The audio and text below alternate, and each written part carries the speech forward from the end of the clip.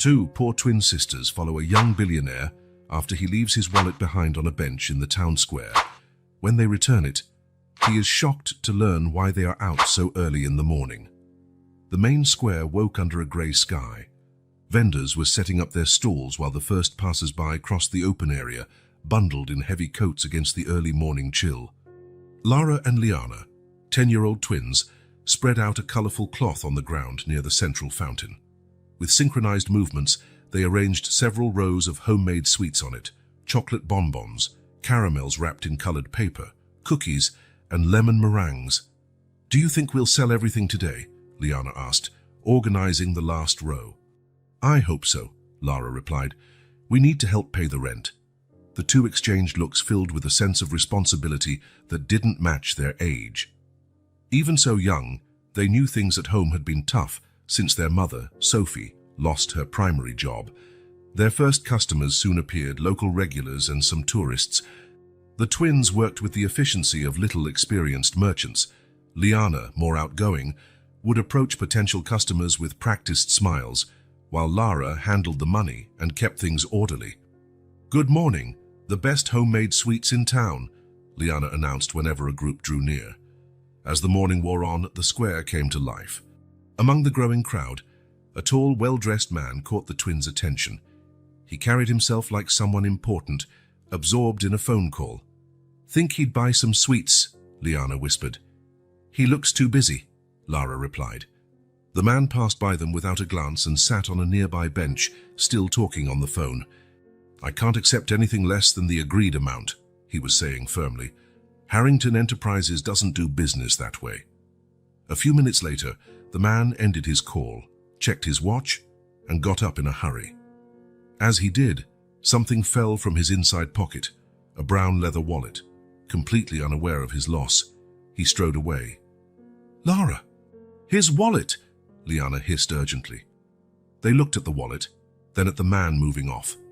Liana rushed to the bench, grabbed the wallet, and hurried back to her sister. "Let's see what's inside," she suggested, her eyes shining with curiosity.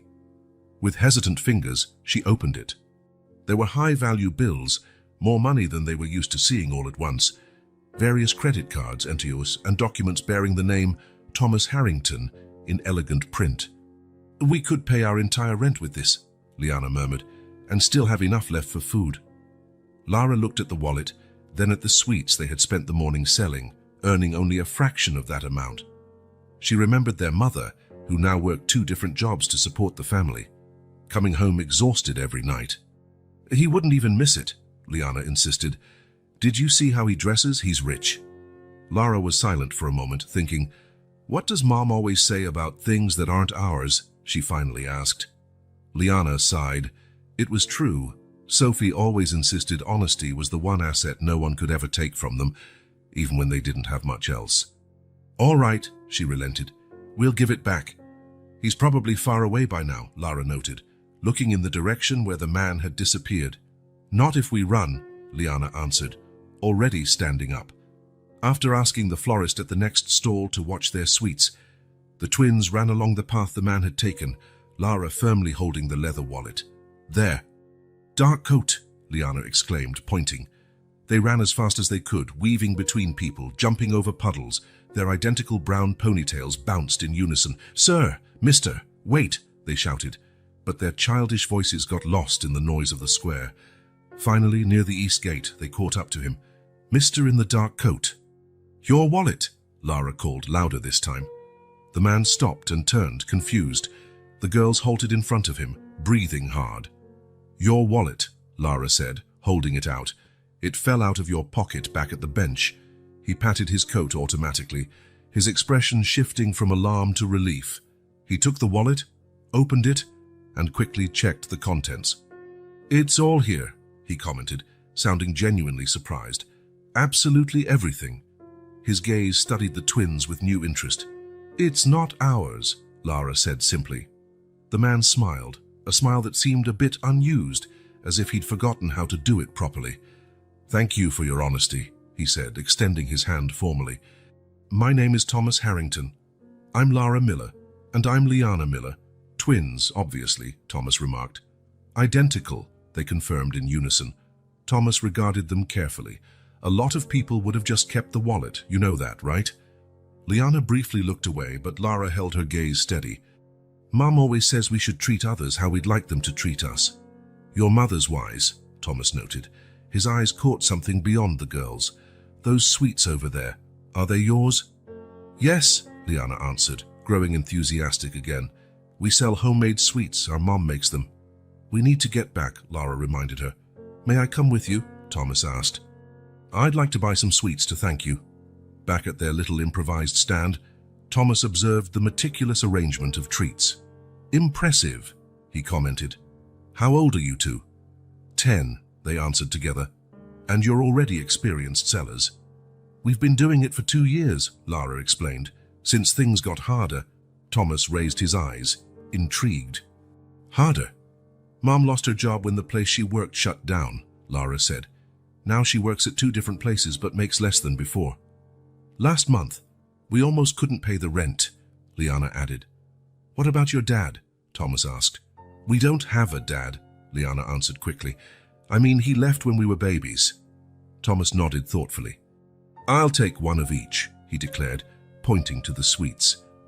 As the girls wrapped up the treats, Thomas continued chatting, asking about school and their daily routines. You're very responsible for your age, he observed. We have to be, Lara replied. Mom does what she can, but it's not easy for anyone. Something in those words seemed to affect Thomas deeply. He accepted the package of sweets and gave Lara an amount significantly higher than the listed price. That's too much, Liana protested, staring wide-eyed at the money. It's a reward for saving my wallet, Thomas insisted. Besides, I'm sure the sweets are worth every cent. The girls accepted, still a bit hesitant.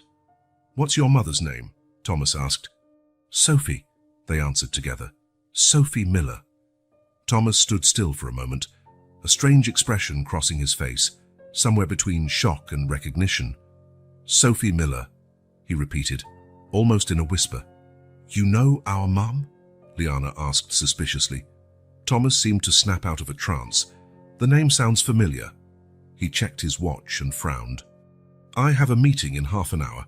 Taking out his phone, he stepped away a few paces.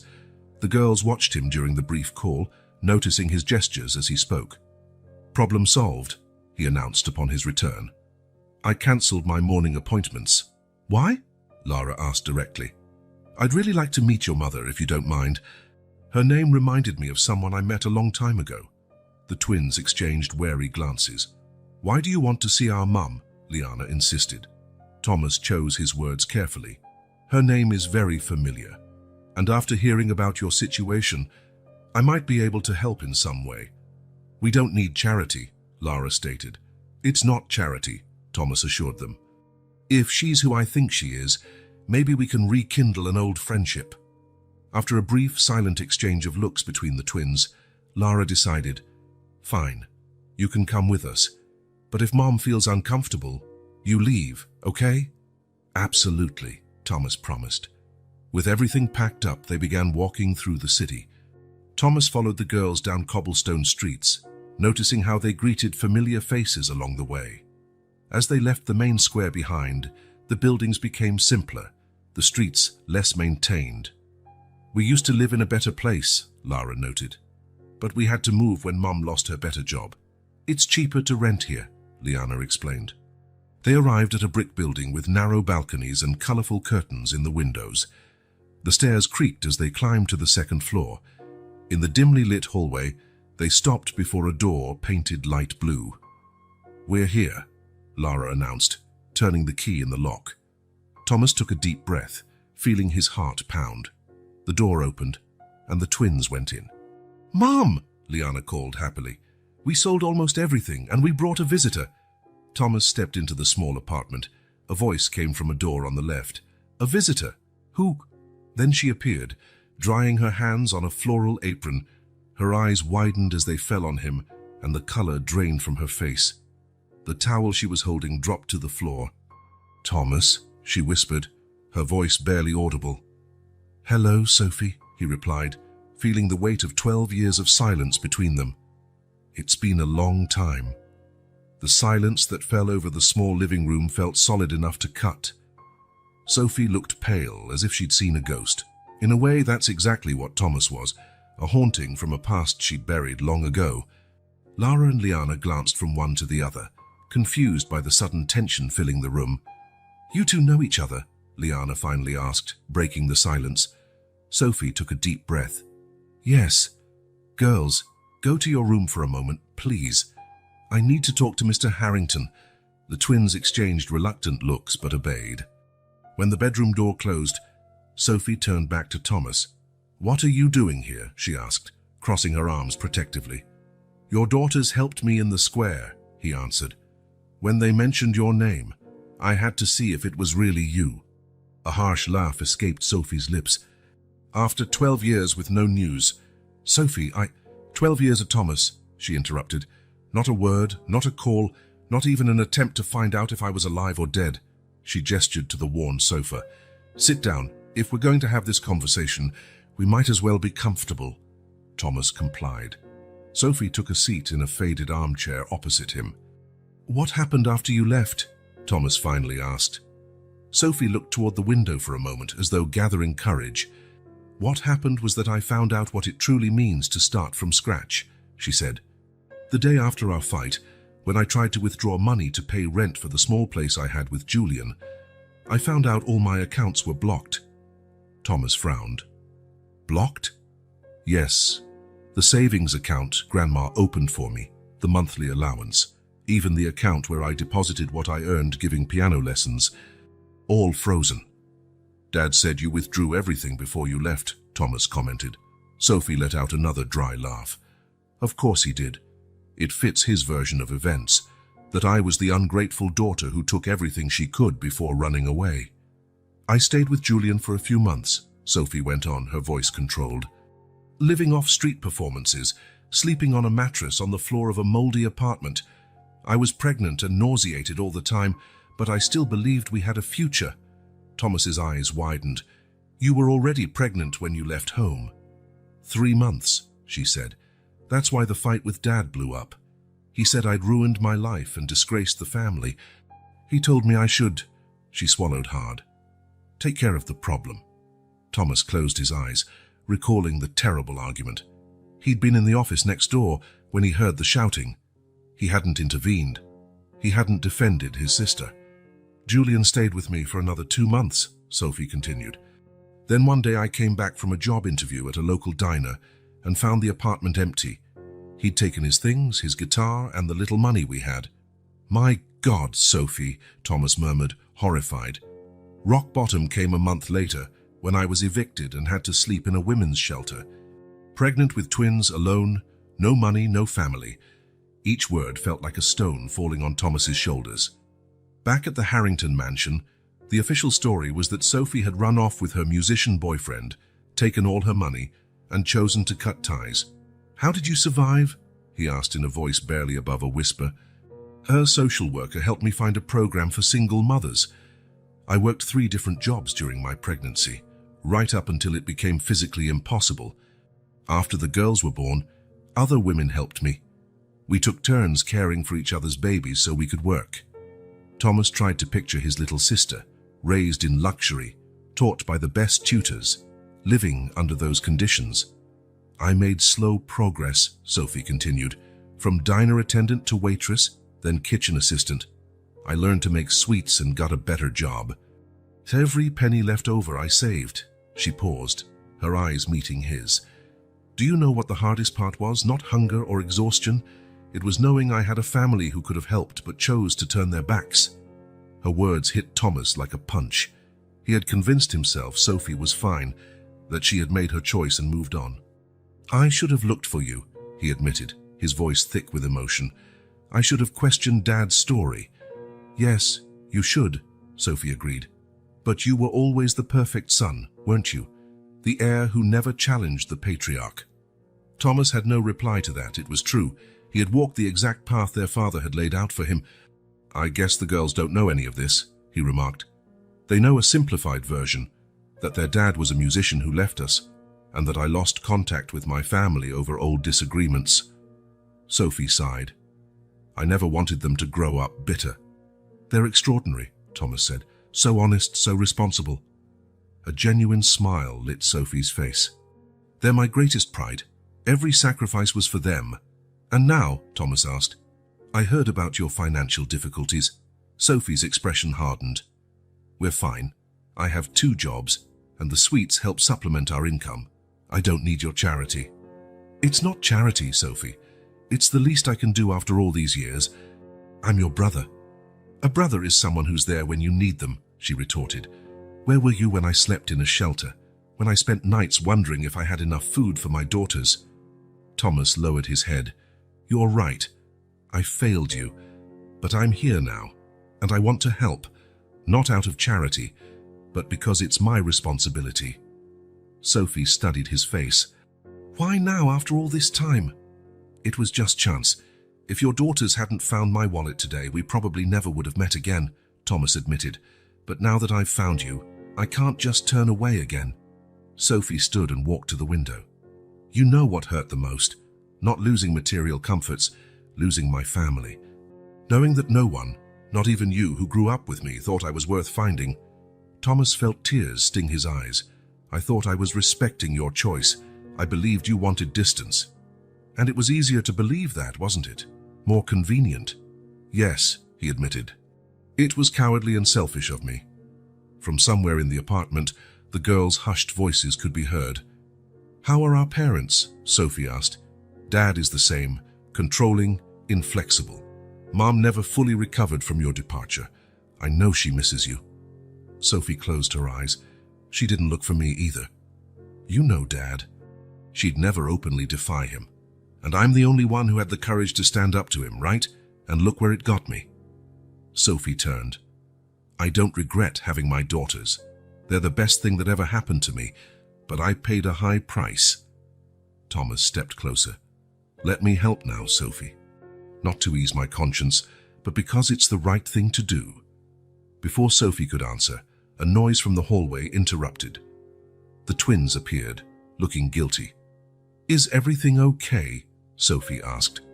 You both sounded really serious, Lara commented. And you're not telling us what's going on, Liana added. Sophie and Thomas exchanged looks. There was so much to explain. Girls, Sophie began, choosing her words carefully. Thomas he's my brother. Your uncle. The twins' eyes widened. Uncle, Liana repeated in surprise. Why didn't you ever mention him? Lara asked. It's complicated, Sophie replied. We lost contact a long time ago. Why? Lara insisted. Because I made a big mistake, Thomas interjected. When your mom needed support the most, I wasn't there for her, and because of that, I lost years I could have spent getting to know you both. Does that mean we have more family? Liana asked. Grandparents, too. Another exchange of glances between the adults. It's complicated, Sophie repeated. You do have grandparents, Thomas confirmed, but it's complicated. Do they know about us? Lara asked. Thomas hesitated. No.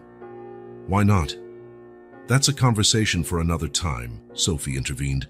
For now, all you need to know is that Thomas is my brother, and we're seeing each other again after a long time.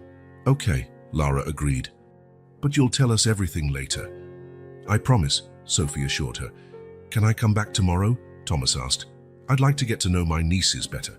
Before Sophie could answer, the twins exclaimed, Yes, please, Mom. Sophie looked at her daughters, then at her brother. There were so many old wounds, but there was also the possibility of healing. All right, she agreed finally, and tomorrow. Thomas smiled, relieved. Thank you, Sophie, for this chance. As he said his goodbyes, Sophie watched with caution and hope. 12 years of distance wouldn't disappear with one conversation. Trust would have to be rebuilt step by step. But for the first time in a long while, there was a path ahead. Not just to survive, but to mend old wounds. Thomas stopped his car in front of the imposing wrought-iron gate. The Harrington mansion rose at the end of the drive, exactly as he remembered.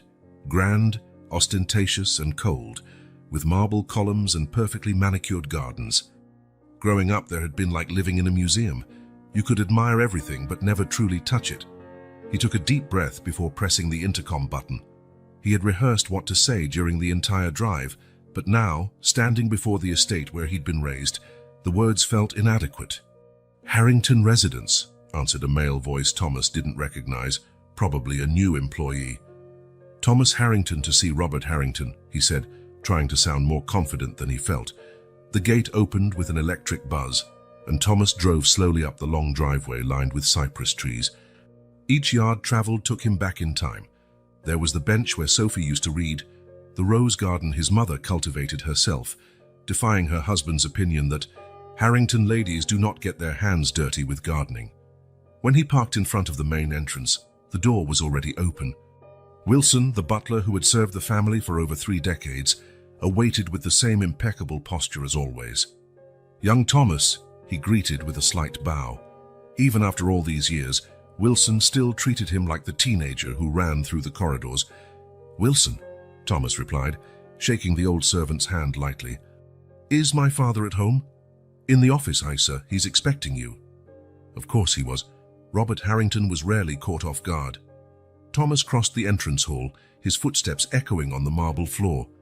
The walls displayed the same family portraits as always, generations of Harringtons with severe expressions, as if preemptively disapproving of anything their descendants might do. He noticed, with a pang, that photos of Sophie had been removed. He stopped before the heavy oak door of the office, the epicenter of power in the house, where his father made every important decision, both for the business and the family. How many times had he been summoned there for serious talks? How many times had he left feeling smaller than when he entered? He knocked twice. "Come in," commanded the deep, authoritative voice. Robert Harrington stood by the window, back turned, hands clasped behind him as he looked out over the garden. At 68, he still held the same upright posture and broad shoulders that had always made him an intimidating figure. His hair, now completely grey, was the only visible sign of aging. "Dad," Thomas greeted, closing the door behind him. Robert turned slowly. His face, lined with deep wrinkles around the eyes and mouth, showed no particular emotion upon seeing his son. "Thomas, Wilson said you seemed upset. Some problem with the Asian subsidiary." "Typical. Business first. Always." "I'm not here to talk about the company," Thomas replied, standing firm. "I came to talk about Sophie." The change was subtle but noticeable, a slight tightening of his jaw, a barely perceptible narrowing of his eyes. Robert turned again to the window. "I have no daughter by that name." Thomas felt anger surge in him, a hot wave rising from his chest to his throat. "For God's sake, Dad. It's been 12 years. "And does that change anything?" Robert asked, still not turning around. "She made her choice." "She was 16, Thomas exclaimed, taking a step closer. "Practically a child. Old enough to know actions have consequences," Robert replied, his voice dangerously calm. "Now, if you didn't come here to discuss business, I see no reason to prolong this conversation." Thomas inhaled deeply, trying to control his frustration. He knew direct confrontations never worked with his father. Robert Harrington was like a fortress. The stronger you attacked, the more impenetrable he became.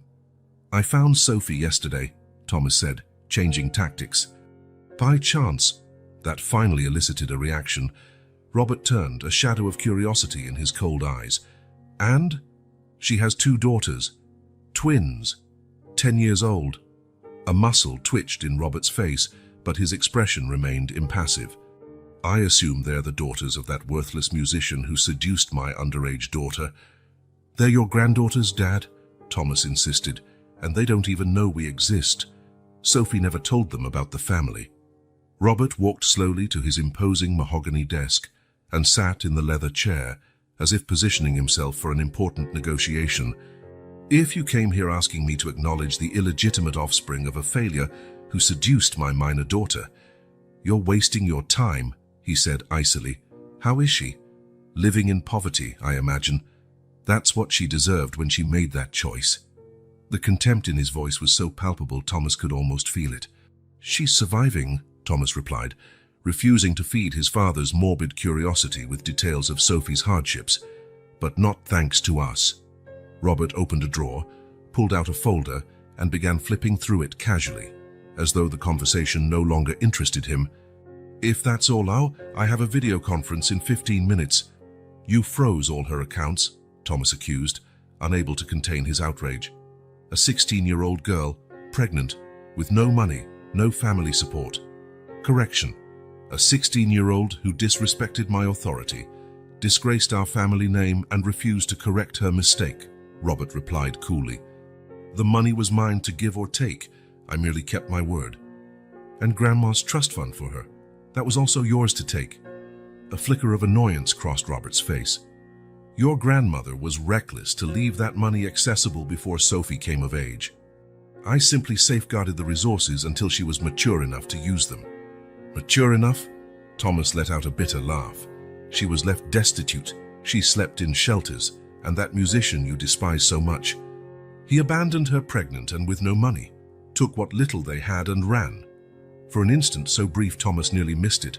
Something like concern flickered across Robert's face, but it quickly returned to the same mask of indifference. "As I said, she made her choice." Thomas ran a hand through his hair, frustrated. "The girls are extraordinary, Dad. Smart, polite, hardworking. They deserve to know they have a family. They deserve to meet their grandparents." "I have no granddaughters," Robert said flatly. "My daughter died the day she walked out of this house." Thomas stared at his father, incredulous. The calculated coldness of the man still surprised him, even after all these years. "What about Mom? Does she feel the same?" Robert did not answer immediately, and Thomas realized he had touched a sensitive nerve. Helen Harrington had always been the kinder side of the family, though never strong enough to openly defy her husband. "Your mother follows my lead in this family, as she always has," he finally replied. "Now, if you'll excuse me, I have to prepare for my meeting." It was a clear dismissal, but Thomas wasn't finished. "I won't abandon them again," he declared firmly. "Sophie and the girls are as much my family as you and Mom, and if you won't help them, I will."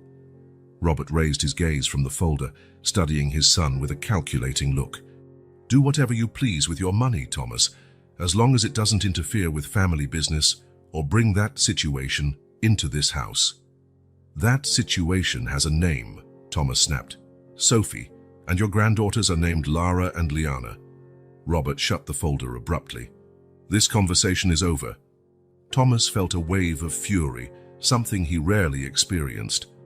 In all his 34 years, he had never truly defied his father. He had always been the obedient son, the perfect heir who followed the path laid out for him. Even when he disagreed, he swallowed his objections. But now it was different. This wasn't about him, it was about an injustice he could no longer ignore. "No, it's not," he said, surprising even himself with the firmness in his voice. "You have every right to cut Sophie out of your life, cruel as that may be. But you have no right to stop me from being those girls' uncle or being the brother Sophie deserves." Robert raised an eyebrow, clearly unaccustomed to being contradicted. "Careful, Thomas. Don't mistake my patience for weakness." "Is that a threat?" Thomas asked, almost wishing it were. It would be easier to cut ties if his father explicitly forced him to choose. "It's advice," Robert replied, "one you do well to heed." Thomas looked at his father for a long moment. This man he had admired and feared in equal measure now seemed smaller somehow, diminished by his pride and stubbornness. "Goodbye, Dad." He turned and walked to the door. As he reached the handle, his father's voice sounded again. "Has she asked you for money yet?" Thomas paused, but did not turn around. "No. In fact, she refused my help." Another moment of silence, indicating his father's surprise. "Smart," Robert finally muttered. "She was always the smarter of you two." Thomas left without replying, closing the door harder than he intended. He crossed the hall almost at a run, eager to escape that house and the weight it represented. On his way out, he nearly collided with his mother, who was coming from the living room. "Thomas, I didn't know you were coming today," Helen Harrington exclaimed, her light eyes brightening at the sight of her son. Thomas hesitated. His mother looked more fragile than he remembered, paler, smaller. Her hair, once as blonde as Sophie's, was now completely white, though impeccably styled. "It was a last-minute visit," he explained, trying to soften his expression. I was talking with Dad. Helen glanced toward the office, immediately understanding. About business, I imagine. It was his cue to lie, to follow the unspoken script of the Harrington family, where certain topics simply weren't mentioned. But Thomas was tired of that game. About Sophie, he said plainly. Helen stiffened visibly, her eyes scanning the area as if afraid someone might overhear. She grabbed her son's arm and guided him to a quieter corner of the hall. You saw her? She asked in a low, urgent voice. Thomas nodded. She has 2 daughters. Mom, 10-year-old twins. Helen's eyes instantly filled with tears. How is she? Surviving, Thomas replied, repeating what he'd told his father. The girls are lovely. They look a lot like her. Helen pressed a hand to her lips, trying to control her emotion. Does your father know you found her? I just told him. Don't worry. His reaction was exactly what you'd expect. A sad sigh escaped Helen's lips. He'll never change, Thomas. He truly believes he did the right thing. And you, Mom, do you believe that too? Helen looked away. What I believe doesn't matter. It wouldn't change anything. Thomas felt both pity and frustration. His mother had always been like this, resigned, accepting her subordinate role, never confronting or defying. You could have looked for her, he said more gently. You could have done it for me if you didn't want Dad to know. You think I never considered it? Helen's voice trembled. But what help could I offer without your father finding out? And once he did, because he always does, Sophie would be dragged into another family conflict she didn't need. Thomas wanted to argue, but a part of him understood. Robert Harrington controlled everything in the family, from finances to personal relationships. Helen had as little autonomy as a child. I'm going to help her, Thomas said. I'm going to be there for her and my nieces, even if Dad doesn't approve. Helen nodded, a faint, sad smile on her lips. You've always been a good boy, Thomas. A good brother. Sophie is lucky to have you back. You could see her too, he suggested hopefully. Meet your granddaughters. Helen's gaze drifted toward the office, and Thomas knew the answer before she spoke. Your father would never allow it. He doesn't need to know. Helen smiled sadly. He always finds out, Thomas. Always. She kissed him on the cheek, a rare gesture of physical affection in the Harrington family, and pulled away quickly, as if afraid someone might see her showing emotion. Tell her, she began, then hesitated. No, don't tell her anything. It's better this way. Thomas watched his mother walk down the corridor, her small, controlled steps echoing on the marble floor. Another victim of Robert Harrington's empire, he thought bitterly. He drove back to the city with his mind in turmoil. The encounter with his father had been exactly what he expected and feared, frustrating, painful, and ultimately without resolution. Robert Harrington wasn't going to change. His pride and stubbornness were as fundamental to him as his DNA. As he stopped at a traffic light, Thomas made a decision. If his father wouldn't acknowledge his granddaughters, then he, Thomas, would do more than that. He would be the uncle they deserved, and the brother Sophie needed. He would help financially, yes, but he would also be present, a real part of their lives. The light turned green, and he drove forward with new resolve, heading straight to Sophie's apartment, eager to share his plans. Upon arrival, the twins greeted him with surprising enthusiasm, considering they barely knew him. Sophie, however, studied his face closely. You saw him, she stated, not a question. Thomas nodded. Girls, could you give us a minute? Reluctant but obedient, the twins headed to their room. How did it go? Sophie asked once they were alone. Exactly how you'd expect, Thomas said, sitting down on the worn couch. He refuses to acknowledge you or the girls. Says his daughter died the day she left home. Sophie nodded as if she had expected nothing else. And you hoped 12 years might have softened his stone heart. Maybe part of me did, he admitted. But it doesn't matter now. Sophie, I want to help you. Sophie crossed her arms, immediately on the defensive. We've been through this. Hear me out, please, Thomas persisted. I can pay for a better apartment in a safer neighborhood. I can make sure the girls attend good schools, have everything they need. You wouldn't have to work 2 jobs and still worry about having enough money at the end of the month. Charity, Sophie said, the word sounding accusatory. No, Thomas said firmly. Family. It's what siblings do for each other. It's what uncles do for nieces. Sophie shook her head. No, Thomas. I won't accept your money. Not after all these years of managing on my own. Is it pride? It's dignity, she corrected. I built all this apartment, this life, these wonderful daughters, without the Harrington family. I'm not about to become dependent on that family now. Thomas realized he was making the same mistake as his father, trying to impose his will, assuming he knew what was best. Sophie didn't need saving. She'd been saving herself for 12 years. I'm sorry, he said sincerely. You're right. I have no right to show up after so long and try to take control. Sophie's gaze softened slightly. I don't want your money, Thomas, but... She hesitated. If you really want to be part of our lives, there are other ways to help. The girls need a man they can trust, someone who shows them not all men run away when things get tough. Thomas felt a lump in his throat. She was offering something far more valuable than the chance to open his wallet. She was offering the chance to build a genuine relationship. I'd like that very much, he said, his voice unsteady. Sophie nodded, a small smile appearing on her lips. Then start there. Be their uncle. We'll figure out the rest in time.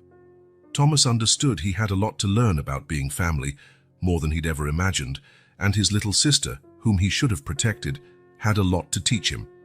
A light rain fell over the city, the kind that didn't quite justify an umbrella but was persistent enough to leave everything damp. Thomas stood by the window in Sophie's small apartment, watching the droplets slide down the glass while trying to find the right words. In the 2 weeks since confronting his father, he had become a constant presence in his sisters' and nieces' lives. Improvised dinners, Sunday outings, helping the girls with their homework, small gestures that began to mend the bond broken 12 years ago. But Thomas knew he needed to do more. I thought you had a meeting this afternoon, Sophie said, entering the living room with 2 steaming cups of tea. Thomas turned, accepting the drink with a grateful smile. I cancelled.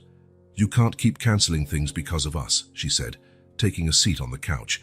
Your father's company.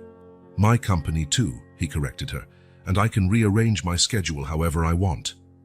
Sophie raised an eyebrow, but did not argue.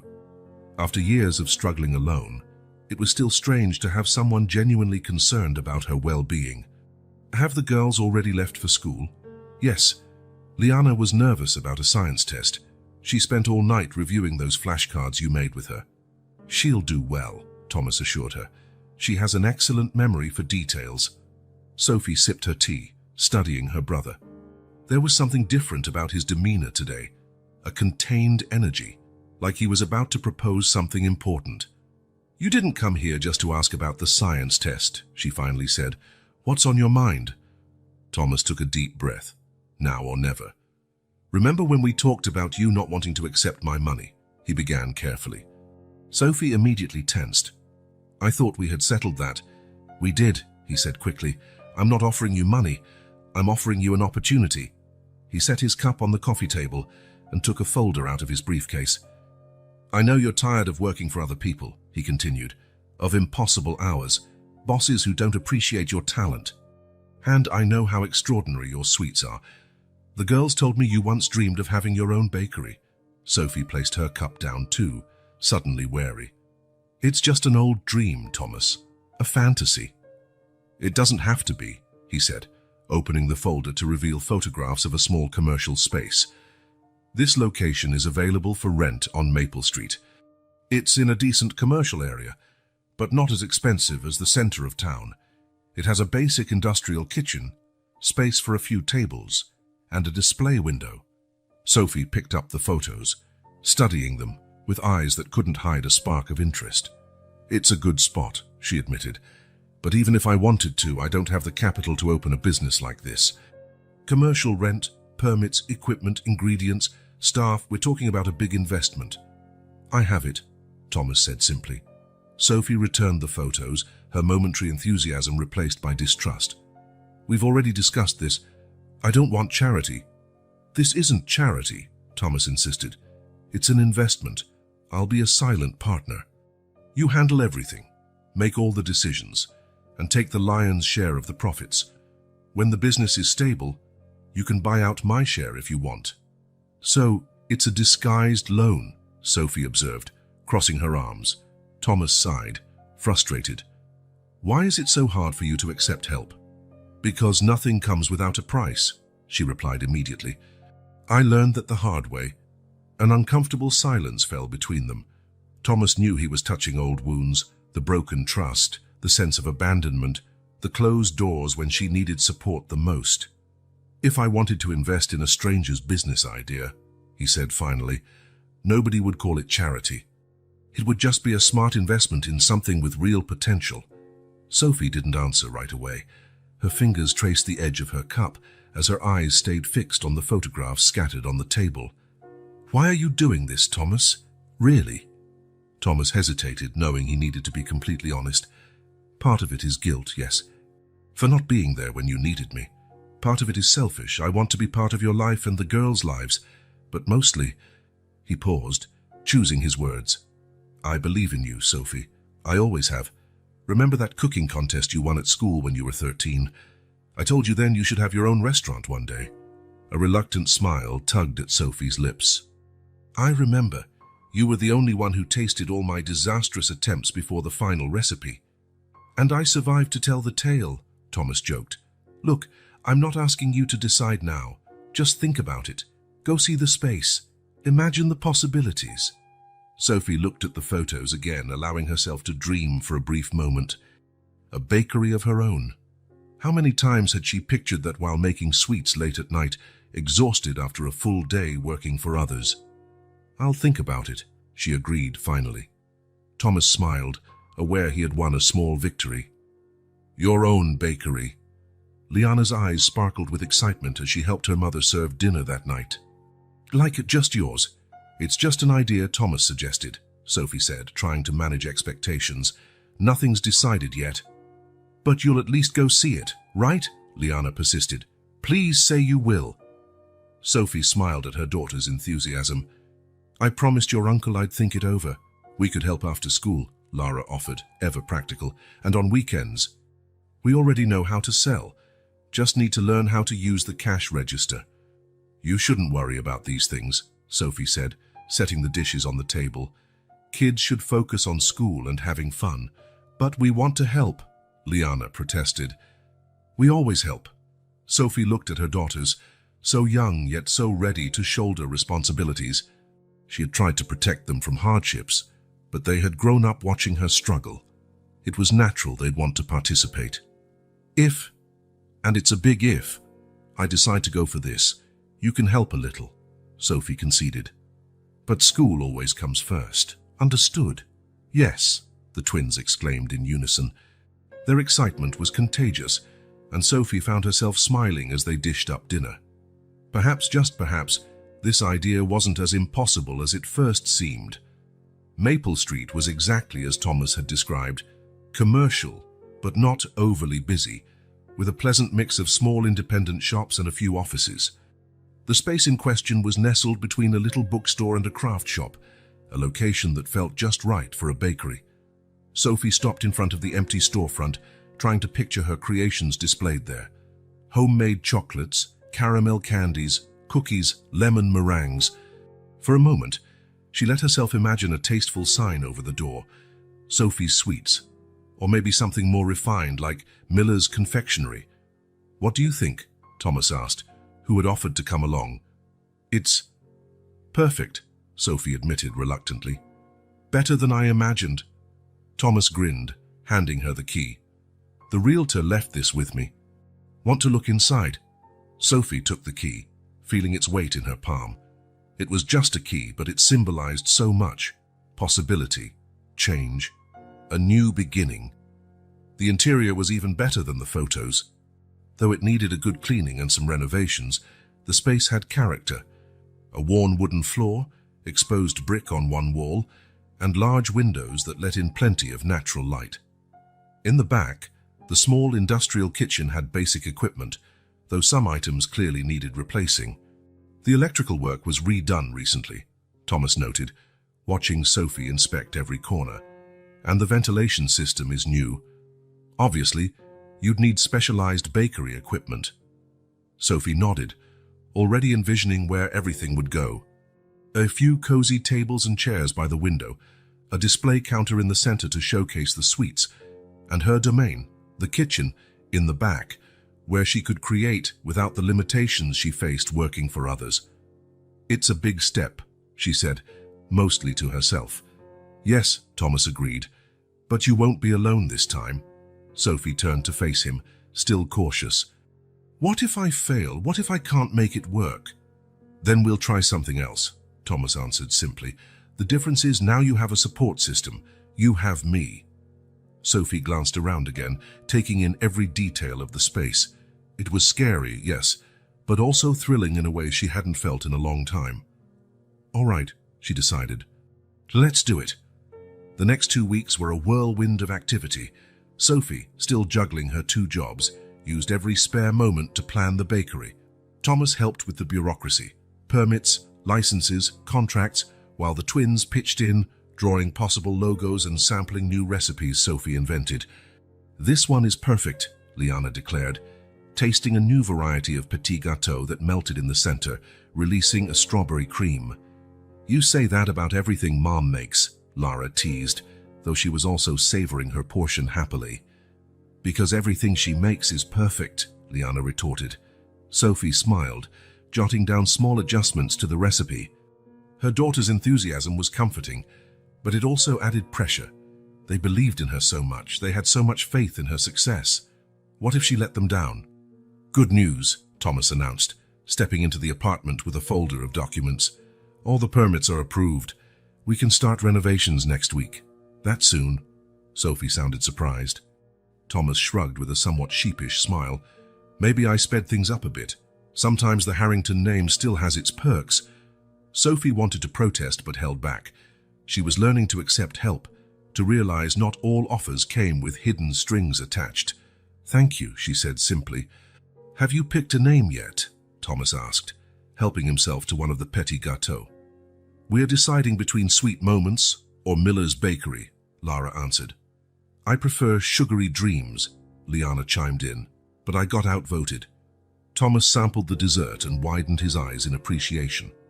"Whatever you call it, with treats like these, it'll be a success," Sophie smiled, but worry lingered in her eyes.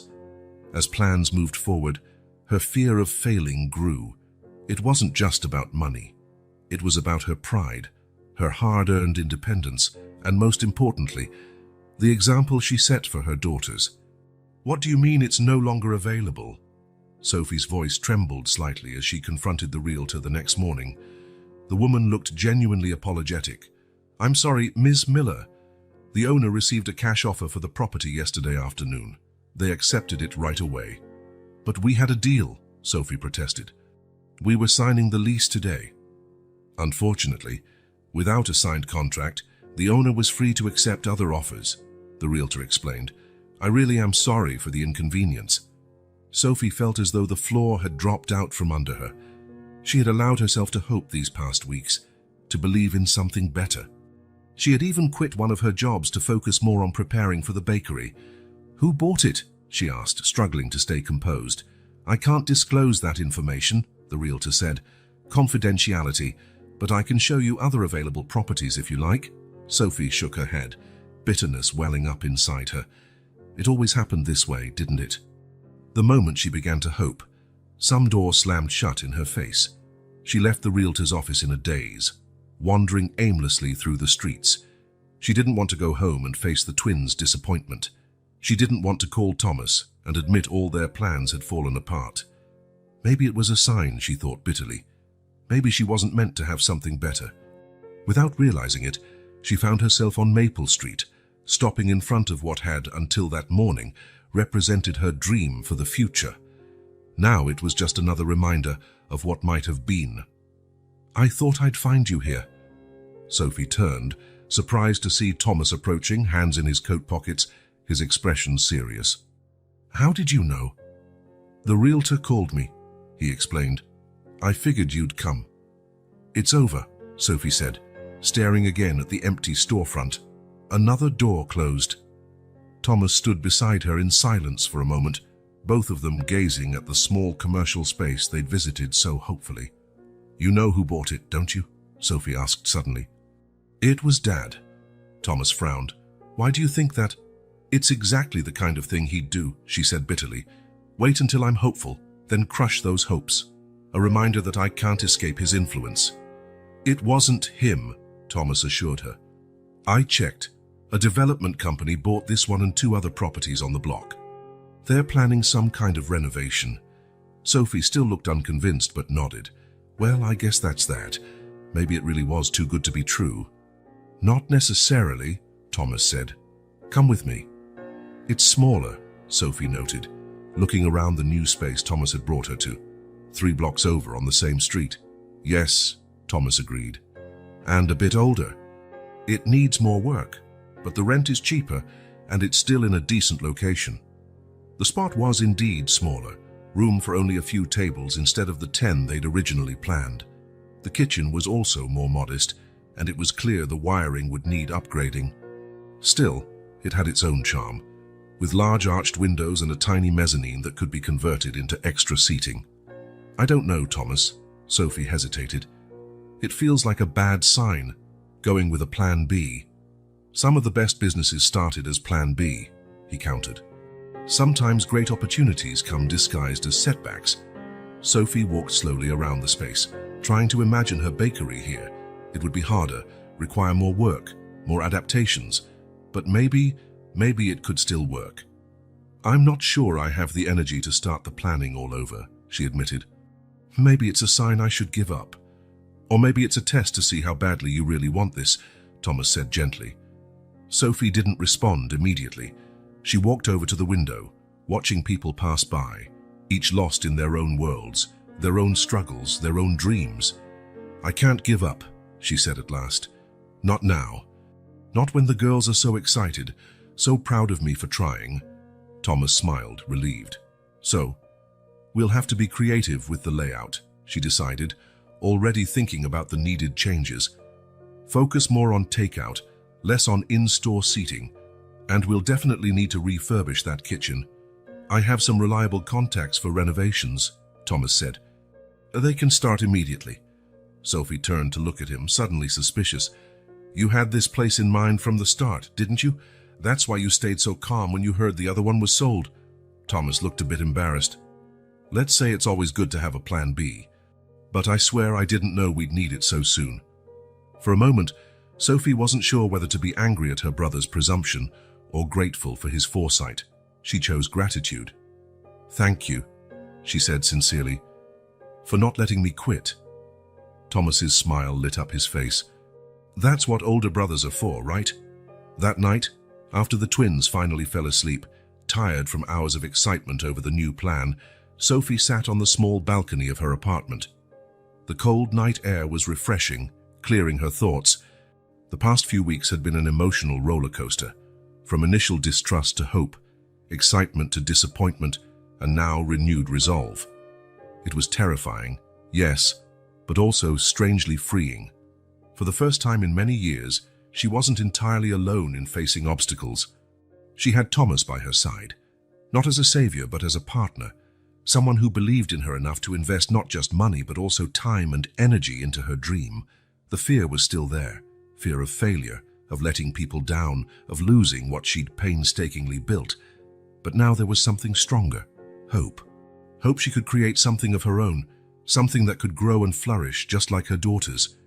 Sophie looked up at the stars, allowing herself to believe, just for a moment, that she deserved this chance, deserved support, deserved happiness, that the past, with all its hurts and disappointments, could finally be left behind. Tomorrow, she would begin preparations to open her bakery.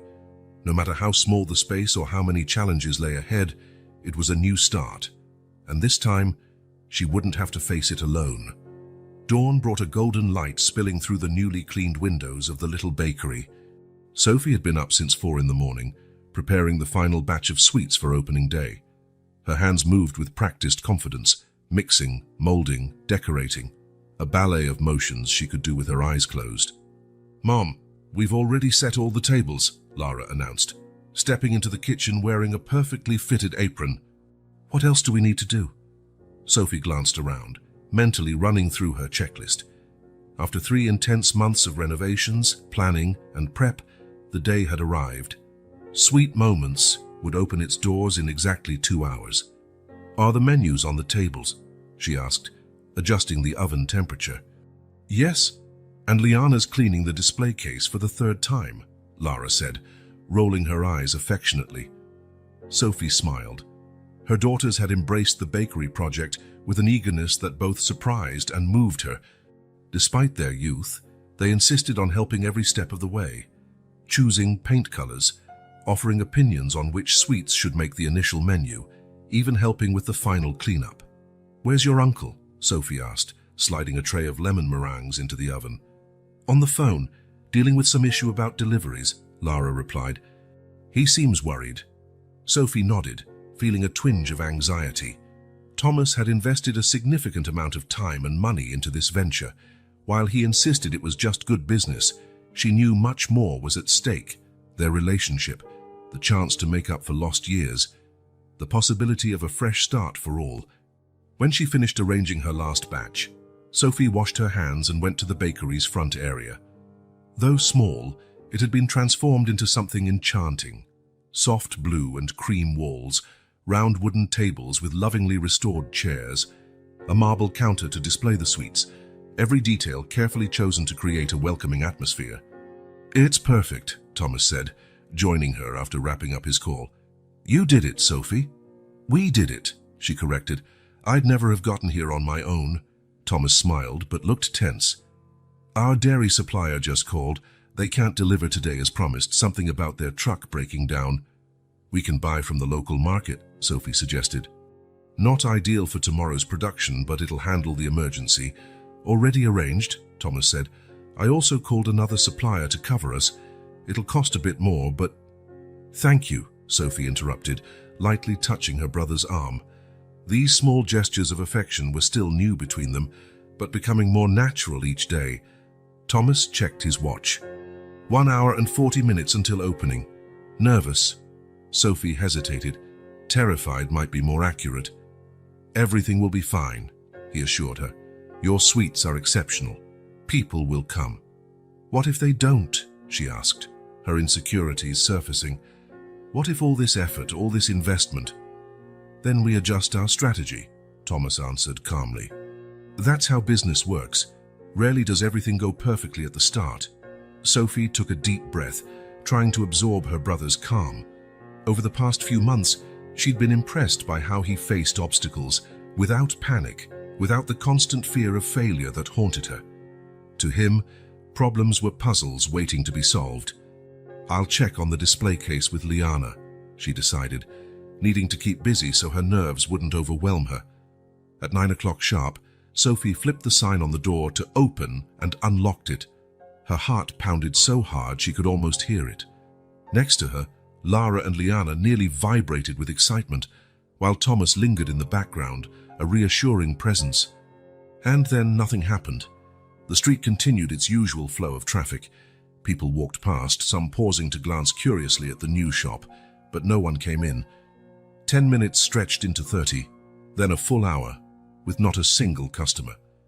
"Maybe we should hand out samples on the sidewalk," Liana suggested, peering anxiously through the window. "That always worked at the town square." "Good idea," Thomas agreed. "Let's prepare a tray." Sophie tried to hide her disappointment while she arranged small samples of various sweets. She knew new businesses were slow to start and required time to build clientele, but each minute without a sale felt like confirmation of her deepest fears, that she wasn't good enough, that she didn't deserve success, that she was doomed to fail. Lara and Liana went outside with trays of samples, greeting pedestrians with their matching smiles and contagious enthusiasm. Thomas accompanied them to oversee things, leaving Sophie alone with her thoughts. While wiping an already spotless counter, Sophie replayed the journey that had brought her here, fleeing her parents' home, the lonely pregnancy, abandonment, years of struggle, The chance encounter with Thomas, the tentative steps toward reconciliation.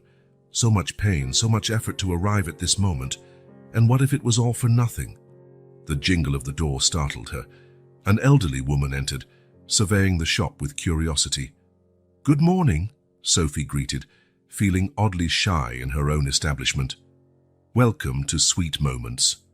"Good morning, dear," the woman replied. "Your little ones offered me a caramel sample outside that reminded me of my childhood. I just had to see where it came from." Sophie smiled, feeling a flicker of hope. "Would you like to look at our menu? We have many other flavors." "Actually," said the woman, approaching the counter, "I'd like to sample one of each. I have a book club meeting this afternoon and something sweet would be perfect." A customer, just one, but it was a start. The rest of the day followed a similar pattern. Small groups trickled in, some drawn by samples, others by curiosity about the new shop. There were no lines or packed tables, but by closing time, Sophie had sold nearly half her sweets and received several genuine compliments. "That lady from the book club just called," Liana announced happily as they tidied up. "She said everyone loved the sweets and wants to place an order for their next meeting. And the man who owns the bookstore next door wants to discuss a possible partnership," Thomas added.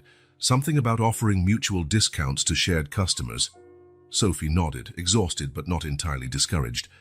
It wasn't the grand opening she'd secretly hoped for, but it wasn't a total flop either. It was a beginning, a tentative first step towards something that could grow. "Overall, I think it was a good day," she said, mostly to reassure herself. "It was a great day," Thomas countered, loading the last dishes into the dishwasher. "First day, first sale, first satisfied customer. Those are all important milestones." Sophie smiled at her brother, grateful for his perspective. Where she saw empty tables, he saw the customers who had come. Where she focused on the unsold sweets, he celebrated those that had pleased the buyers. The following days were similar. Few customers, modest sales, but a slow and steady growth. Everyone who tried Sophie's sweets seemed to return, often bringing friends or family. By the end of the first week, while the twins slept and Thomas and Sophie went over the numbers, the financials showed a neutral outcome. Not exactly profit, but no significant loss either. Just enough to keep going. "It's not what we hoped," Thomas acknowledged, studying the figures. "But it's not a disaster," Sophie added. "And each day feels a bit better than the last." They sat at one of the bakery's small tables, cups of tea in front of them, the quiet of the night wrapping around the cozy space. For the first time in days, Sophie felt herself truly relax. "You know, when we planned all this, I was mostly worried about money," she confessed. "Whether we'd sell enough, if we could cover the bills, pay you back." "That's natural," Thomas said, sipping his tea. "But now I see something more important," Sophie continued, gesturing around the bakery. "I'm building something of my own, something that doesn't rely on the Harrington name or our father's approval. Something that's entirely mine." Thomas regarded his sister for a moment, noticing a new steadiness in her voice, a quiet confidence emerging. "I don't think our father will ever change," he said finally. "I spent years hoping for that, a moment of regret, an admission of guilt, but I don't think it's coming." "Probably not," Sophie agreed. "His pride has always outweighed everything else. For a long time, that kept me trapped," Thomas went on, waiting for his approval that never really came, trying to be the perfect son to make up. He hesitated. "To make up for you being gone." Sophie looked at him, surprised by his honesty. "I never realized you felt that way." "It's easier to admit now," Thomas said with a small smile. "Seeing you move forward, build something new in spite of the past. It's inspiring, you know." Sophie shook her head, embarrassed. "I'm just trying to survive, like I always have." "No, you're doing much more," Thomas insisted. "You're thriving. You're showing your daughters the past doesn't have to define their future. You're showing me that too." A comfortable silence settled between them, each reflecting on the other's words. "Sometimes I wonder what would have happened if we'd kept in touch," Sophie said quietly. "If you'd looked for me or if I'd swallowed my pride and asked for help." "We can't change the past," Thomas replied. "But we're here now, right? Rebuilding." Sophie gazed out the bakery window at the quiet street, lit by street lamps. Yes, we're here now. And maybe that was enough. Not instant success, not a perfect family reconciliation, not a vanishing of old hurts. Just this moment, this new beginning, this tentative step forward. She looked back at her brother and smiled, a genuine smile without reservations. Thank you for believing in me when I didn't believe in myself. Thomas gently squeezed her hand on the table. That's what siblings do, and I hope we can keep doing it for a long time. The first step was taken. The road ahead was still uncertain, possibly full of obstacles, but Sophie no longer faced it alone, and that, she realized, made all the difference in the world. Saturday morning at Sweet Moments was busier than it had ever been. 3 months after opening, the little shop had built a loyal clientele, drawn in by both the exceptional treats and the welcoming atmosphere Sophie and her daughters created. Table 7 wants 2 more lemon meringues, Liana called, placing the order on the counter while adjusting the small apron she wore on weekends when she helped her mother. Sophie nodded, pulling a fresh batch of meringues from the oven. The sweet citrus aroma filled the kitchen, mixing with the other scents that made the space so inviting. We're almost out of chocolate tarts, Lara warned from the cash register. And it's only 11 o'clock. I have 3 more cooling, Sophie said, experiencing that familiar blend of exhaustion and satisfaction. The bakery's growing success meant more work, longer hours, more challenges, but also more independence, more pride, and more fulfillment. The door chime sounded, announcing another customer. Lara looked up to greet them, but the words died on her lips. Her expression changed so dramatically that Sophie immediately glanced toward the entrance, alarmed. A tall man with a commanding presence and completely grey hair stood in the doorway. He wore a dark, impeccably tailored suit and an expression of mixed determination and discomfort. Robert Harrington. Sophie felt as though the floor had vanished beneath her feet. In all the possible scenarios she'd imagined for this busy morning, her father walking into her bakery wasn't one of them. "Mum?" Liana asked, coming closer, her voice worried at the sudden pallor on Sophie's face. "It's fine, sweetheart," Sophie managed automatically, though nothing felt fine. "Could you please handle tables 7 and 9? I'll deal with this customer." Liana hesitated, eyeing the elegantly dressed stranger who had caused such a reaction in her mother, but she obeyed, carrying the sweets to the indicated tables. Sophie took a deep breath, wiped her hands on her apron, and walked over to the main counter. Her father remained by the door, as if waiting for permission to fully enter the shop. "May I help you?" she asked, her voice colder than she typically used with customers. Robert took a few steps forward, his eyes sweeping over the decor, the rustic tables, the softly hued walls, the simple yet elegant flower arrangements. Finally, his gaze rested on Sophie. "It's a nice place," he said, his voice grave and measured just as she remembered. "Thank you," she replied curtly. "We have a table for one, if you'd like." A flicker of pain crossed Robert's features, so brief Sophie almost missed it. Strange, she thought. Her father never let emotions show. "Please," he said, and there was something in his posture, an almost imperceptible hunch of the shoulders, an unusual hesitation, that caught Sophie off guard. She led him to a corner table, somewhat apart from other patrons. Robert sat down, placing his hands on the table as though unsure what to do with them. "Do you have a menu or—" he began, clearly uneasy. "It's posted on the wall," Sophie replied, keeping some distance. "But I can recommend the espresso and any fruit-based sweet. They're our specialties." Robert nodded. "A coffee, then, and whatever you think is best to go with it." Sophie turned to fetch the order, feeling oddly disconnected from reality. It was surreal. Her father, the man who'd disowned her, who'd declared her dead to the family, sitting in her bakery, ordering coffee like any other customer. When she returned with the coffee and a lemon meringue, deliberately choosing the sweet that most reminded her of childhood, she found Robert watching Lara and Liana closely as they served other customers. "They're yours, aren't they? He paused, as though the word was hard to say, "granddaughters." Sophie placed the items on the table more forcefully than intended. "Yes, the girls you refused to meet." Robert didn't respond immediately, keeping his eyes on the twins. They look a lot like you did at their age. The same eyes. Those eyes came from Grandma Miller, Sophie corrected automatically. You always said I'd inherited them from her. A sad smile touched Robert's lips. Yes, I did. His gaze finally returned to Sophie. You've done a good job with them. They're polite, considerate with customers. They seem... He searched for the right word. Happy? They are, Sophie affirmed, crossing her arms. Despite everything, despite not having a father, grandparents, or the comforts they should have had. Robert lowered his gaze to the untouched coffee. Thomas told me you turned down financial help, that you wanted to do it all on your own. So that's why you're here. Did Thomas send you? No, he said quickly. Thomas doesn't know I came. No one does. Sophie studied her father, confused. The man before her seemed different from the intimidating patriarch she remembered.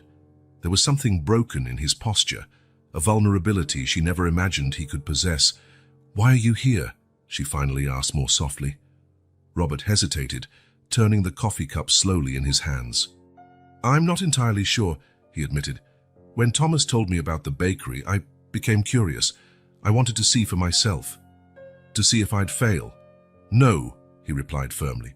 To see if you were all right, if you were happy. Sophie let out a short, disbelieving laugh. Now you care. After 12 years of calling me dead to the family. Robert finally tried the coffee, as if he needed a moment to gather his thoughts. I've made many mistakes, Sophie. The biggest was with you. Sophie felt a lump in her throat. Never in her life had she heard her father admit a mistake. It's too late, she said, fighting to maintain composure. I don't know if I can forgive you for what you did, for what you forced me to face alone. I understand, he said, surprising her again. Robert finally tasted the lemon meringue, and his expression shifted to surprise. This is extraordinary, just like the ones you used to make for your mother. I've learned a few things over the years, Sophie said, glancing toward her daughters, who were watching curiously from a distance. You always had talent, Robert commented. I remember how frustrated you'd get when you couldn't get a recipe just right. Always the perfectionist. The memory took Sophie by surprise, her father, usually so oblivious to domestic details, recalling something so specific about her. Robert opened his mouth to speak again, but suddenly his expression changed. A grimace of pain contorted his features, and his right hand flew to his chest. Dad? Sophie asked, alarmed. He tried to respond, but only a strangled sound emerged. His face went pale, sweat beading on his forehead. The cup fell from his hand, spilling coffee onto the table. Dad! Sophie rushed around the table, grabbing him by the shoulders as he doubled over in pain. Mom, what's happening? Liana asked, coming closer in alarm. Call 911, Sophie ordered. Right now. Lara, ever the practical one, was already on the phone, explaining the situation to the emergency operator. Other customers watched anxiously, some standing to offer help. Robert slid off the chair, and Sophie supported him as best she could, helping him lie down on the floor. Her father, once so strong and imposing, now looked frail and small. Hang on, she murmured, holding his hand. The ambulance is coming. You'll be okay. Robert's eyes met hers, filled with pain and something else, fear. The mighty Robert Harrington, who never showed weakness, looked at her in pure terror. Sophie, he managed to say, his voice barely audible. I'm sorry. So sorry. Don't talk, she pleaded, tears burning her eyes. Save your strength. His breathing was shallow and rapid. He gripped her hand with surprising force. Didn't want to lose you. Again, he murmured. Something inside Sophie cracked, a barrier she'd carefully built over the years. In the panic of seeing her father, the man who, despite everything, had been so pivotal in shaping her life, possibly dying before her eyes, words escaped her without filter. I forgive you, she whispered, tears flowing freely now. Now that you're back in my life, I don't want to lose you again. A faint smile curved Robert's lips before his eyes closed, and his grip slackened. Dad, Sophie cried, terror flooding her. Dad, no! Sirens wailed outside, and moments later, paramedics burst through the bakery doors. Sophie was gently pulled aside while they worked quickly, checking vital signs, applying oxygen, preparing him for transport. "He's had a heart attack," one paramedic explained. "We've stabilized him for now, but we need to get him to the hospital immediately." "I'm going with you," Sophie said without hesitation. "Mom." Lara's small, frightened voice brought Sophie back to the moment. Her daughters stood nearby, hands clasped, eyes wide with fear. "Sweethearts, I need to go with—" she faltered, not sure how to explain. "With this man. He's your grandfather." The twins exchanged shocked looks. "The grandfather we never got to meet?" Liana asked bluntly. "Yes," Sophie confirmed. "I'll call your Uncle Thomas, and he'll come look after you, okay?" "We can look after the bakery," Lara offered, ever responsible. "Just tell us what we need to do." Sophie looked at her daughters. So young, yet so strong and mature, she felt a surge of pride amid the panic. "Mom, we need to go now," a paramedic called, as his colleagues began moving the stretcher holding Robert. "Call your uncle," Sophie told them quickly. "Explain what happened, and close the bakery for today. I'll call as soon as I have news." Lara nodded solemnly, taking charge as she often did in difficult moments. Sophie gave her daughters a quick hug before following the paramedics to the ambulance. The hospital was a maze of white corridors and harsh lighting. Sophie sat in the waiting room, feeling oddly detached, as if watching everything happen from outside herself. "Sophie!" She looked up to see Thomas hurrying toward her, his face knotted with worry. "What happened? The girls called me, said Dad had a heart attack at the bakery." Sophie nodded, suddenly overwhelmed by exhaustion. "He showed up there this morning. I don't know why. We were talking to Reeks and then—" She swallowed hard. "He just collapsed." Thomas sat beside her, wrapping an arm around her shoulders. "Have the doctors said anything yet?" "They're still examining him," Sophie explained. "They said they'd update us once they have a complete diagnosis." They sat in silence for a few minutes, each absorbed in thought. "I never thought he'd actually go to the bakery," Thomas said finally. "He didn't mention anything yesterday when I saw him." "You see him regularly?" Sophie asked. "Every week, for business," Thomas replied, "but we rarely talk about personal issues, and certainly never about you." More silence. "What did he say when he arrived?" Thomas asked. Sophie tried to recall. It felt like days, not hours. "Not much. He complimented the place, asked about the girls, said he'd made many mistakes." Thomas turned to her, surprised. "He admitted to making mistakes?" "Yes," Sophie confirmed. "Said his biggest mistake was with me." Thomas looked genuinely shocked. "In all my life, I've never heard him admit he was wrong." Before they could continue, a middle-aged doctor approached. "Harrington family," they both stood instantly. "How is he?" Thomas asked. "Stable," said the doctor. "Mr. Harrington suffered an acute myocardial infarction, a heart attack. We intervened in time, and there doesn't appear to be significant permanent damage to the heart muscle. He's awake and responding well to treatment." Sophie's legs nearly gave out with relief. Thomas steadied her. "Will he fully recover?" Sophie asked. "With proper treatment and lifestyle changes? Yes," the doctor assured them. "But he'll need regular medication, a strict diet, moderate exercise, and most importantly, reduced stress. His condition was a ticking time bomb: high blood pressure, elevated cholesterol, chronic stress. Frankly, it's surprising this didn't happen sooner." Thomas and Sophie exchanged a look. Robert Harrington reducing stress. It sounded almost impossible. "Can we see him?" Sophie asked. "Yes, but only one at a time and only for brief visits," the doctor said. "He needs complete rest." Thomas gestured for Sophie to go first. "You go." "I think he'd want that." Sophie followed a nurse through the hallways to the intensive care unit. Her heart pounded as she neared the bed where her father lay. Robert looked smaller somehow, hooked to monitors, an oxygen mask covering part of his face. His eyes were closed, but they opened when Sophie approached. "Sophie," he murmured, voice weak but recognizable. "You came." "Of course I did," she said, pulling up a chair. "How are you feeling?" "Like an elephant sat on my chest," Robert tried to joke, though the pain was still clear on his face. Sophie didn't know what to say. There were so many questions, So many accusations, so many old wounds. But at that moment, seeing her father so vulnerable, they all seemed trivial. "The doctor said you'll be okay," she managed at last, "but you need to change some habits." Robert made a small, dismissive gesture with his hand, so characteristic it nearly made Sophie smile. "Doctors always exaggerate," he said, though without his usual arrogance. "Not this time," Sophie warned. "You almost died today in my bakery, in front of your granddaughters." The mention of the twins filled Robert's eyes with an emotion Sophie had never seen before. "They're extraordinary," he whispered, "so much like you were at their age. Reminded me of when you and Thomas used to run around the house, always plotting some mischief." Sophie felt her throat tighten. "They'd like to know you for real, not just as the man who collapsed in our shop." Robert closed his eyes briefly, and when he opened them again, they glistened with tears. Another thing Sophie had never expected to see. "I'd like that," he admitted, "if you'll allow it." "We'll see how your recovery goes," Sophie replied, not wanting to commit entirely yet. "The doctor said you need to stay here for a few days."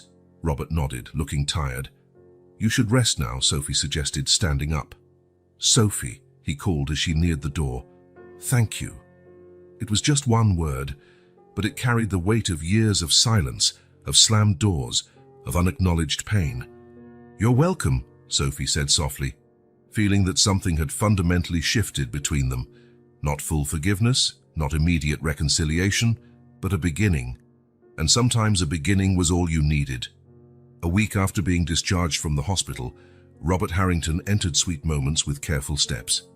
He no longer wore his usual impeccable suit, but rather neatly pressed slacks and a cashmere sweater, a concession to the doctor's advice to dress comfortably. He still looked somewhat out of place in the warm, cozy environment, like fine crystal among rustic pottery. "Good morning," Sophie greeted, noting that he arrived exactly on time. Punctuality was always non-negotiable for Robert Harrington. "Good morning," he replied, glancing around. "Busy today?" "It usually is on Saturday mornings," Sophie explained, leading him to a reserved table in the corner. "Did you bring enough of your medications?" Robert gave a small smile, pulling a blister pack of pills from his pocket. "Following the medical instructions to the letter, I never imagined my schedule would revolve around pill times." It was strange to see her father like this, vulnerable, obeying others' orders, accepting his limitations. The man she remembered would never have admitted weakness. "The girls are in the kitchen helping with a new batch of meringues," she said. "They'll be glad to see you." She paused, still unsure how much trust to extend to this new version of her father. "We agreed on a short visit. The doctor says you need to avoid getting overtired." Robert nodded without protest, another surprising sign of change. "Understood. I just wanted to see how you're all doing." "Grandpa," Liana exclaimed, emerging from the kitchen with a bright smile, still wearing the small personalized apron Thomas had ordered for the twins. "You really came?" Lara trailed behind, more reserved but equally curious about the grandfather they'd only recently come to know. Sophie watched as the girls approached the table. Since his heart attack, they had visited Robert at the hospital twice, brief, awkward meetings filled with hesitant questions and careful answers. "I brought something for you," Robert said, lifting two small, elegantly wrapped boxes from the briefcase he carried. The twins glanced at Sophie for permission. She nodded slightly as they opened the boxes. Inside each, identical just like the girls, was a delicate watch with a silver band and tiny blue stones marking the hours. "They're sapphires," Robert explained. "The birthstone for September, the month you two were born." The twins' eyes went wide at the obviously expensive gifts. "How did you know our birth month?" Lara asked, always straightforward. A sadness flickered across Robert's face. "I asked Thomas, he told me about you." "Thank you, they're beautiful," Liana said, already fastening the watch around her wrist. "I've never had anything like this." "It's not very practical for working in the bakery," Lara observed, though she admired the gift as well. "You can save them for special occasions," Robert suggested. "Or when you're older." Sophie experienced a swirl of emotions, unease at the expensive presents she feared were attempts to buy affection, mixed with genuine appreciation for the thought behind them, the twins' birth month and its corresponding gemstone. "Girls, "Could you check on the brownies in the oven?" she asked, wanting a moment alone with her father. "And see to tables 2 and 5, as please." Once the twins were gone, Sophie took a seat across from Robert. "You don't have to give them expensive gifts," she said quietly. "They're not used to that." Robert studied her for a moment. "I'm not trying to buy them, if that's what you think. I just wanted to make up for missed birthdays." 12 years of missed birthdays can't be fixed with fancy watches," Sophie replied more harshly than intended. To her surprise, Robert didn't bristle or defend himself as he would have in the past. Instead, he nodded slowly. "You're right," he admitted. "It's just, I don't know how to do this, Sophie. So I don't know how to be a grandfather." The honesty in his admission left Sophie momentarily speechless. Her father, the great Robert Harrington, admitting ignorance about something. "No one knows how to be a grandfather at first," she said gently. "It's like being a parent. You learn by doing." "And I wasn't a good father," he said, regret coloring his voice. Sophie didn't deny it. They both knew it was true. "But you can be a good grandfather," she said finally, "if you really want to be." Robert lifted his eyes, a new determination gleaming there. "I want to try." Over the following weeks, to Sophie's astonishment, her father kept his word. Twice a week, precisely at 10 in the morning, Robert Harrington walked through the bakery door. At first, he would simply sit at his usual table, observing the flow of customers and occasionally chatting with the twins when they had a free moment. "I think I should try every sweet on the menu," he declared one morning, perusing the offerings, "so I can recommend them when people ask." Sophie lifted an eyebrow. "Who would ask you about my sweets?" "I have friends," he said, sounding slightly offended, "and business associates." The idea of Robert Harrington promoting her little bakery in high society circles was so unexpected, Sophie nearly laughed. But she didn't, recognizing the genuine effort behind his gesture. Gradually, his presence became part of the routine. The visits grew longer, and soon he began showing up not only on the designated mornings but also unexpectedly in the late afternoon to pick up the twins from school, on Sundays for a family lunch, or on a particularly busy Saturday when Sophie casually mentioned she could use some extra help. "What can I do to help?" he asked that Saturday, surprising Sophie by rolling up the sleeves of his expensive shirt. "You want to help," she repeated, incredulous. Robert shrugged, a strangely youthful gesture at odds with his usual formal manner. "The doctor said moderate activity is good for me, and sitting here watching everyone else work seems improper." Sophie hesitated only a moment before handing him a clean cloth.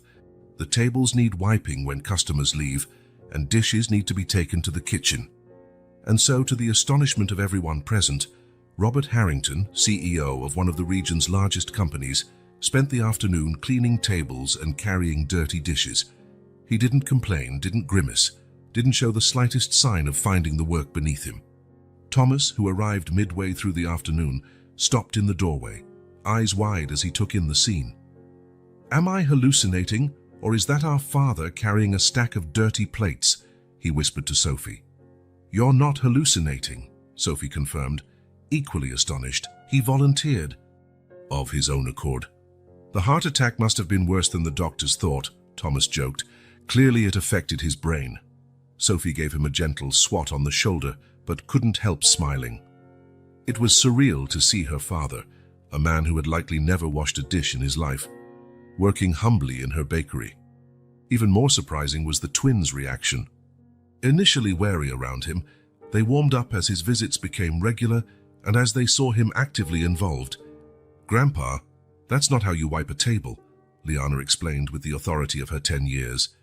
"You have to move the cloth in circles and, see, otherwise it streaks." Instead of taking offense at being corrected, Robert listened attentively, copying his granddaughter's circular motions with the same earnestness he'd show in a business meeting. "Is this better?" he asked, following the pattern she demonstrated. "Much better," Liana said, flashing a radiant grin. "You learn fast for an old guy."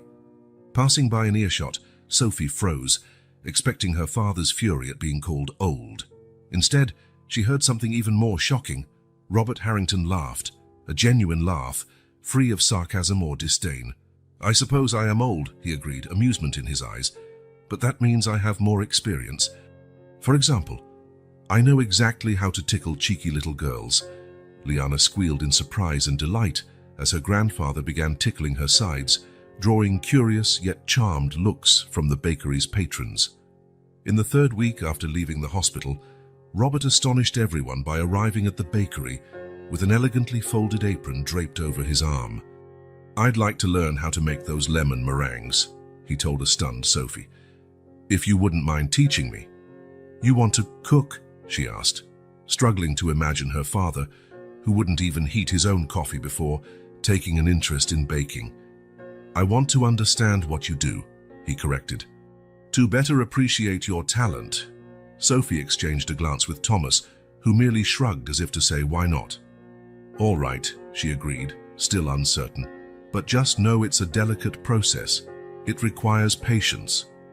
Patience I have, Robert replied. How else would I have built a business empire? There it was, a flicker of the old Robert, arrogant and self-assured. But his tone was lighter now, making the boast less stinging. The impromptu baking lesson became a source of fascination for the twins, who observed with wide eyes as their always composed grandfather got covered in flour, struggling to whip egg whites to the perfect consistency. Not so easy, is it? Lara teased, surprising everyone with her playful tone. She usually kept a polite distance from her grandfather. Nothing worth doing is easy, Robert said philosophically, glaring at the stubborn egg whites that refused to form stiff peaks. Your mother always had the knack for this, even as a child. Really? Liana asked, eager for these small glimpses into her mother's childhood. Oh yes, Robert confirmed, a gentle nostalgia softening his features. When she was 7, she insisted on making a birthday cake for her mum. She turned the kitchen into a complete mess, to the housekeeper's horror, but the cake turned out surprisingly good. Sophie paused mid-stir, astonished. She barely remembered that incident, but the fact her father had apparently noticed such a small domestic moment, shook her. Did you enjoy cooking even before I was born? Lara asked her mother, newly curious. Yes, Sophie answered softly. It was the only place in the house where I felt free. A thoughtful silence settled over the little group, heavy with bittersweet memories. Well, now you have your own kingdom, Robert observed, glancing around the bakery. And you did it all by yourself. The simple sincerity of his acknowledgement touched Sophie more than any elaborate apology could have. The true test of their fragile reconciliation came when the twins' school announced its fall festival. A big event where parents, and ideally other family members, were invited to participate. All the grandparents will be there, Liana said excitedly over dinner. There'll be performances, games, food, and a cake competition, Lara added. We thought the bakery could join. It's good publicity. Of course we'll participate, Sophie agreed. I'll think of something special. The twins exchanged a look, that silent communication only they understood. We were thinking, Liana began hesitantly. Maybe Grandpa could come too, Sophie tensed. It was one thing to let her father visit the bakery under her terms, another entirely to present him publicly as part of the family, deal with inevitable questions, and handle people's curiosity. I'm not sure he'd be interested, she hedged. Could we at least ask? Liana pressed. He mentioned never attending any of your or Uncle Thomas's school events, Lara added, to everyone's surprise. Said he regretted missing those. Sophie felt a tightness in her chest.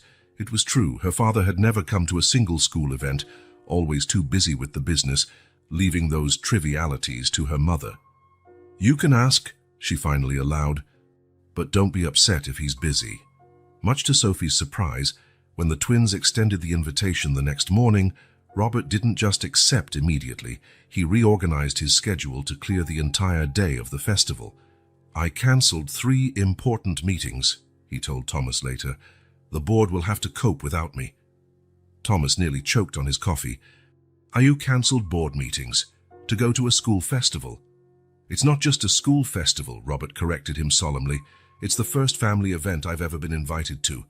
I'm not going to disappoint my granddaughters. And he didn't. On the day of the festival, Robert Harrington arrived precisely on time, dressed in casual but elegant clothes and armed with a high-end camera to document the occasion. "Do you actually know how to use that?" Sophie asked doubtfully. "I learned," he replied simply. "Watched several tutorials."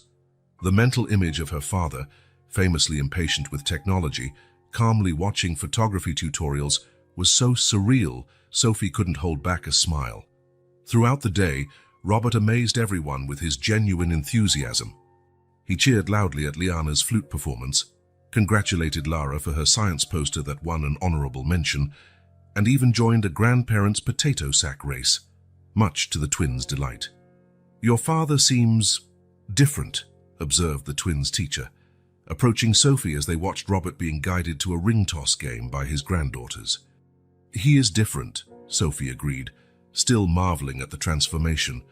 "The girls mentioned he only showed up recently," the teacher continued. "They said he was away. It's good to see them so happy, having the family together." Family together. The words echoed in Sophie's mind as she watched her father, brother and daughters interact with a warmth she never would have believed possible. Thomas joined her, following her gaze. "Who would have thought, huh?" he said quietly. "Our father, the fearsome Robert Harrington, letting the twins balance rings on his head just to make them laugh." "It's surreal," Sophie agreed. "Sometimes I expect to wake up and find it was all a complicated dream." "It's not a dream," Thomas assured her, placing an arm around her shoulders. "It's real. Imperfect and still healing, but real." Sophie nodded, feeling a strange peace settle within her. This wasn't a perfect reconciliation. There were still awkward moments, painful memories, scars that would never fully fade. Yet there was also something new growing in those scars, understanding, acceptance, and genuine joy. "He can't change the past," Thomas said, seeming to read her thoughts, "but he's truly trying to be present now. I guess that's all we can ask," Sophie replied softly. In the months that followed, sweet moments thrived. The customer base grew enough to require hiring 2 additional employees. The finances stabilized, allowing Sophie to finally breathe without the constant fear of going under. One Sunday afternoon, with the bakery closed and the family gathered in Sophie's small apartment for lunch, Thomas surveyed the scene with quiet satisfaction. Their father, visibly healthier and thinner, listened attentively as Liana excitedly described a new school project. Lara was showing Sophie a drawing she made for a potential bakery poster. It was a family, imperfect, with wounds still healing, but a family nonetheless. "What are you thinking about?" Sophie asked, sitting next to him. "How it all started," he said, "with 2 honest little girls returning a lost wallet." Sophie smiled, recalling a day that felt so distant. Such a small act of honesty. "That changed everything," Thomas finished. "It brought us back together." "I suppose fate wanted to reunite us," Sophie mused, watching her daughters with their grandfather, who only months earlier had denied their very existence. "Or maybe some people simply deserve second chances," Thomas suggested. Sophie nodded, filled with deep gratitude for this new life, this fresh start. The pain of the past wasn't erased. Perhaps it never would be. But it had been transformed into something different, something that carried lessons and, unexpectedly, redemption. "Mom, Grandpa said he's taking us fishing on the next holiday," Liana called out, running over with shining eyes. "Can we go, please?" Sophie looked at her father, who awaited her answer with a hopeful expression she never thought she'd see on his once stony face. "Of course you can," she replied, smiling at her daughter, at her father, at this new reality they were all building together. "That sounds like a great idea." As Liana dashed back to share the news with her sister, Sophie felt a certainty settle in her heart. After so many years of struggle and solitude, she had finally found where she belonged. She had a place, a family, a true home. And that, more than any material success, was the greatest achievement of all.